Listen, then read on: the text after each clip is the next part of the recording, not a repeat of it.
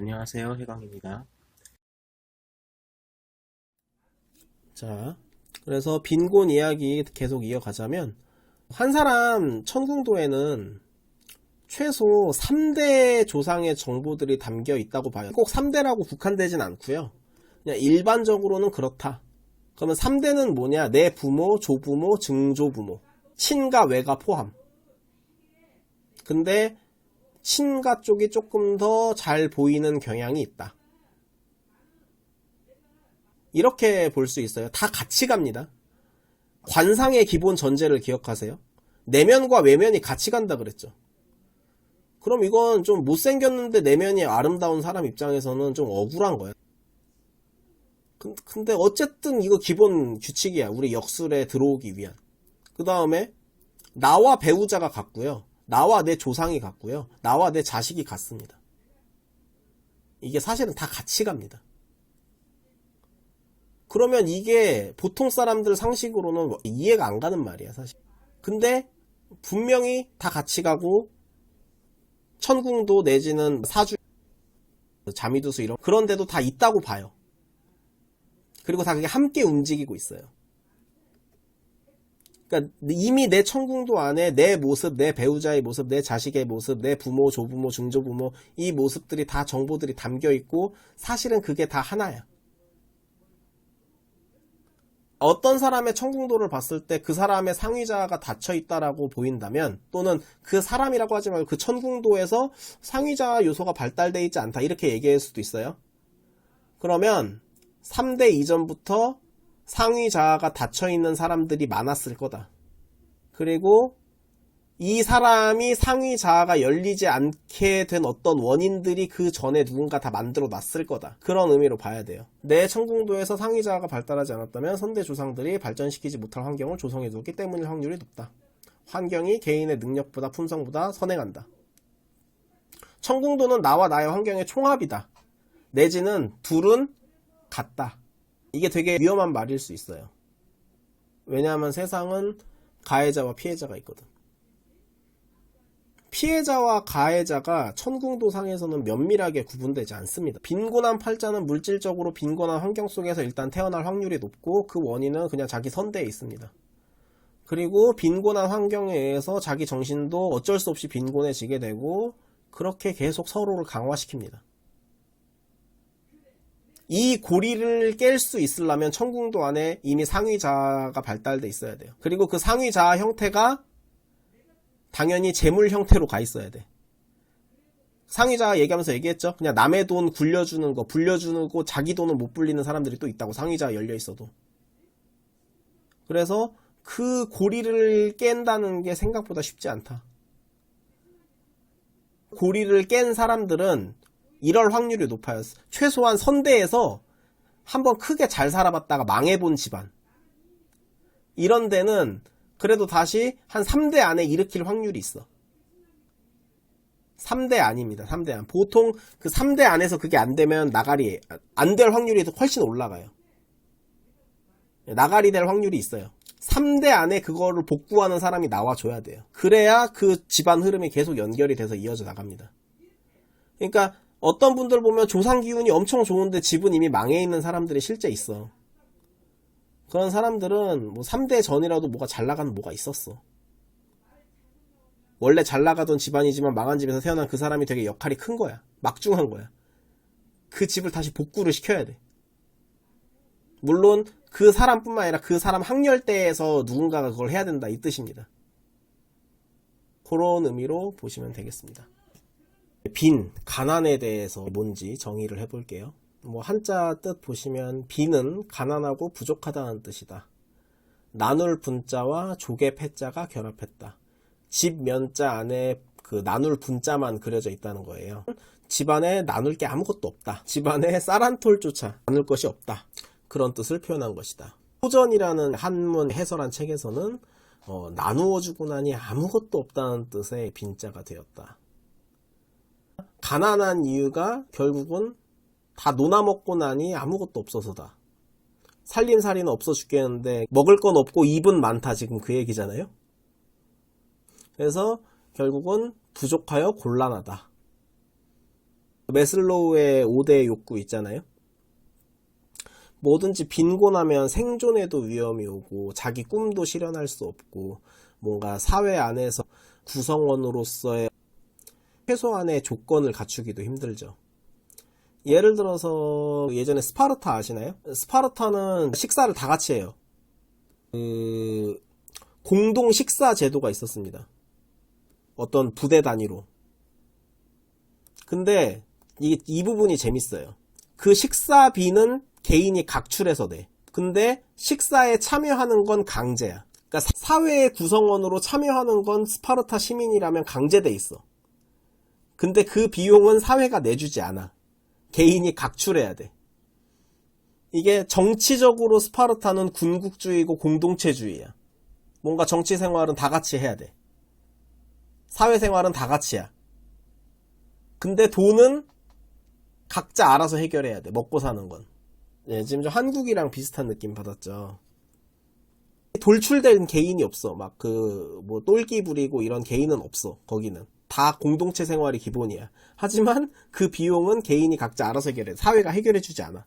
철저한 그 양육 강식의 사회입니다. 스파르타가 그런 시스템으로 엄청나게 빠르게 번영했다가 빈부격차로 순식간에 망했어요. 우리나라처럼 자원이 없었어. 별로. 그냥 인적 자원의 개발에 모든 걸 다 투자했지. 근데 거기에 인적 자원 개발 논리는 양육 강식이야. 어렸을 때부터 막 생명의 위기에 막 몰아넣고 어떻게든 살아남아라. 우리는 너를 최정예로 키우든지 아니면 죽게 할 것이다. 네, 너를 챙겨주지 않는다. 살아남는 사람만 우리 사회의 구성원이다. 네, 이런 논리에. 그래서 스파르타식 교육이란 말이 나온 겁니다. 실제로 그 교육을 찾아보면 아시겠지만 교육이 아니라 그 소년병 양산 같은 거예요. 인간 흉기나 어떤 인간성을 말살한 어떤 똥군기. 네. 나중에 한번 기회 되면 보십시오. 스파르타는 그것 때문에도 망했다라고 볼 수 있어요. 사실은. 네, 어쨌든 다시 본래 얘기로 돌아가서 뭐든지 없으면 곤란하죠. 사람다운 삶 살기도 힘들고 명예를 갖추기도 힘들고 자아 실현하기도 힘들고 생존도 힘들고 의식주 해결도 힘들고 다 힘들잖아요. 자원은 많을수록 좋아.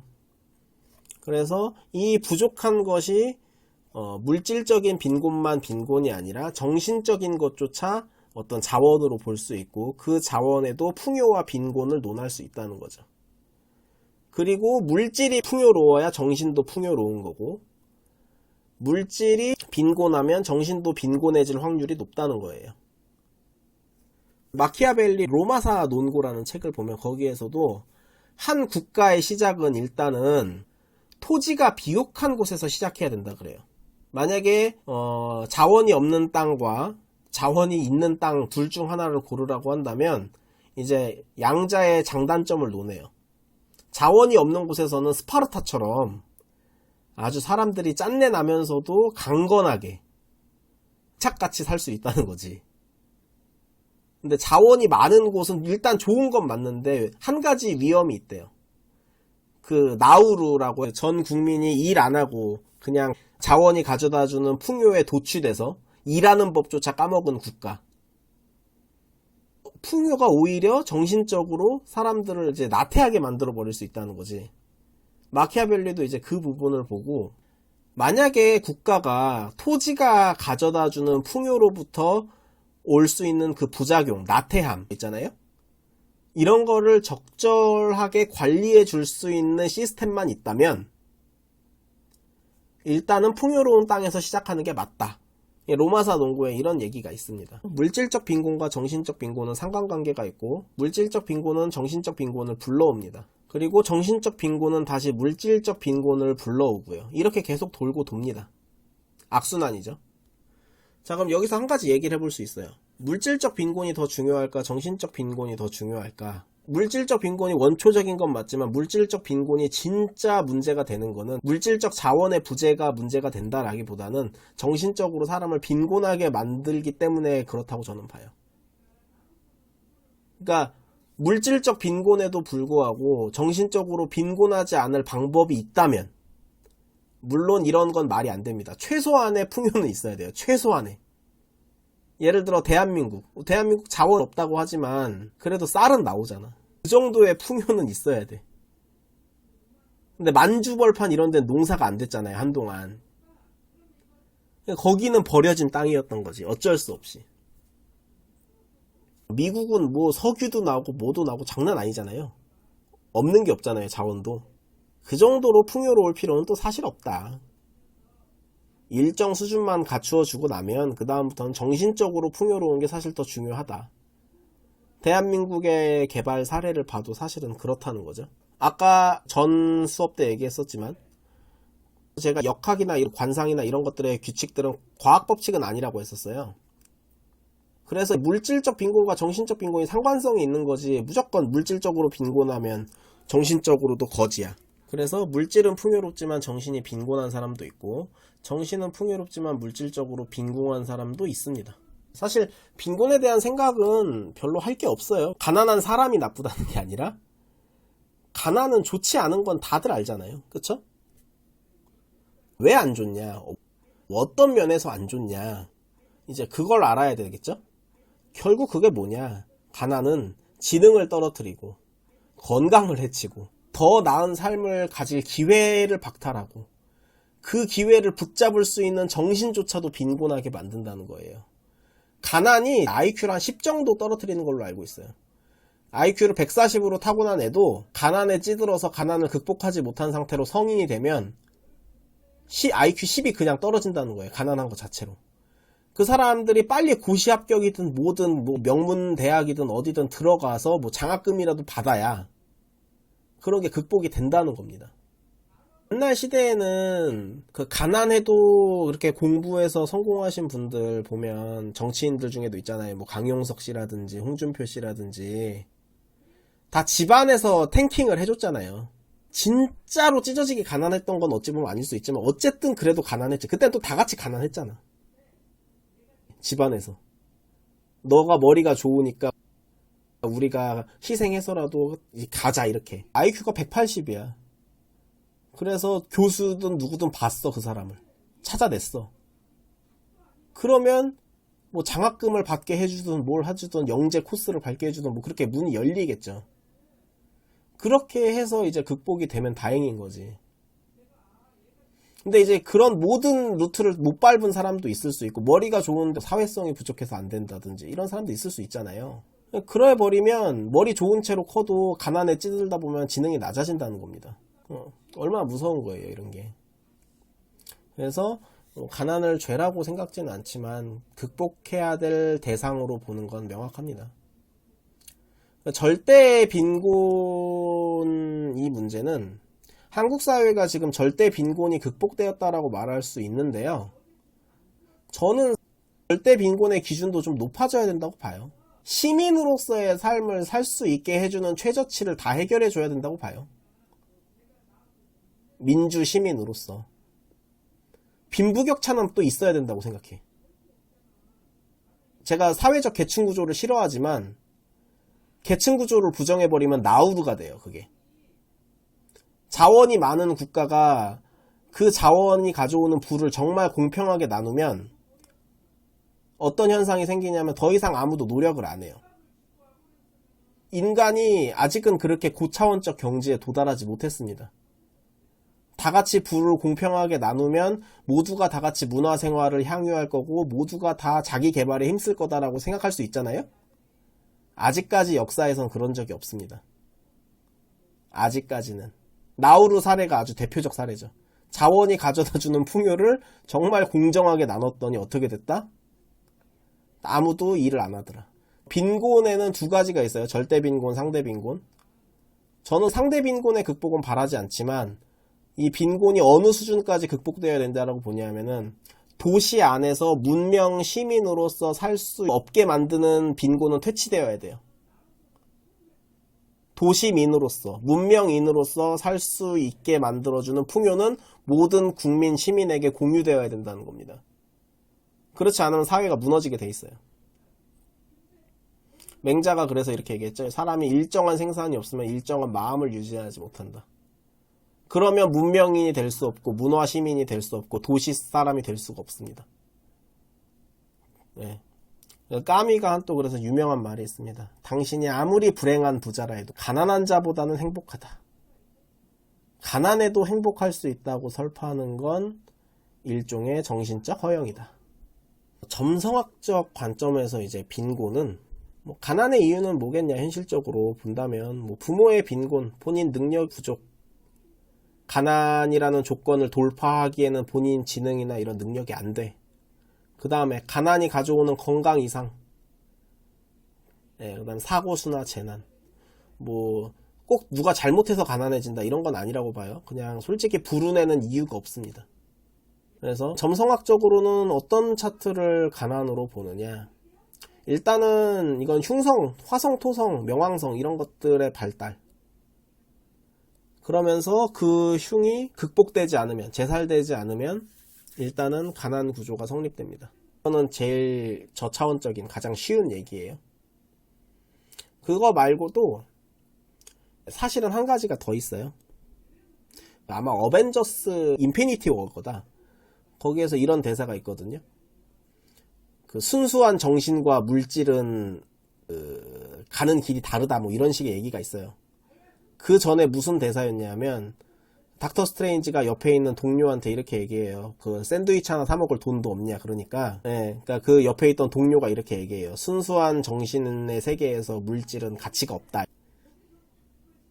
그러니까 이제 그 닥터 스트레인지가 투덜거리죠. 샌드위치 사장이 들으면 퍽이나 좋아할 소리다 라고 하면서 그렇게 얘기를 하면서 가거든요.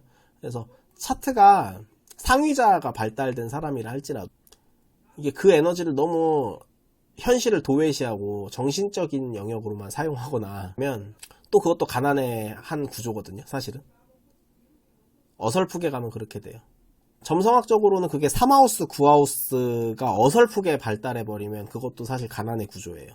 3하우스, 9하우스를 정말 제대로 쓰시는 분은 네이버 웹툰이든 뭐든 문화사업, 뭐 게임 산업 이런 걸로 진짜 큰 돈 벌거든요. 그 자리가 정신성을 쓰는 거라 그래요.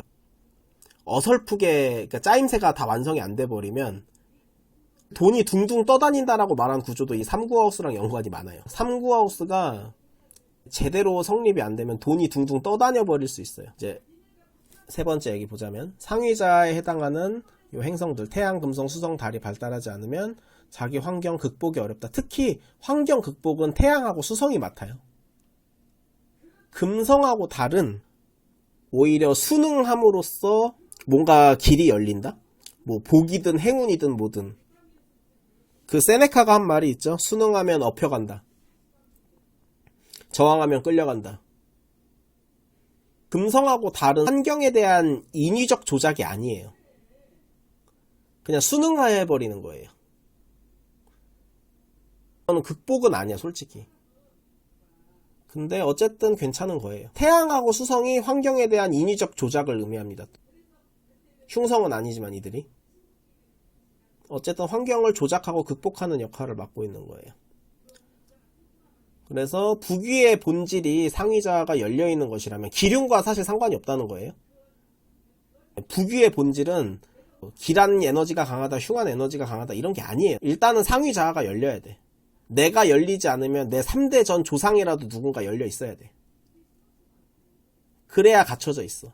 빈천의 본질은 상위자가 닫혀 있는 거예요. 그러면 이제 이 전제 안에서 기륭은 부귀의 어떤 성질적인 걸 나누는 거예요. 부는 조금 더 흉성에 가깝고 귀는 조금 더 길성에 가깝다 이런 거예요. 그렇게 이해하시면 됩니다. 그 다음에 이제 천으로 넘어가겠습니다.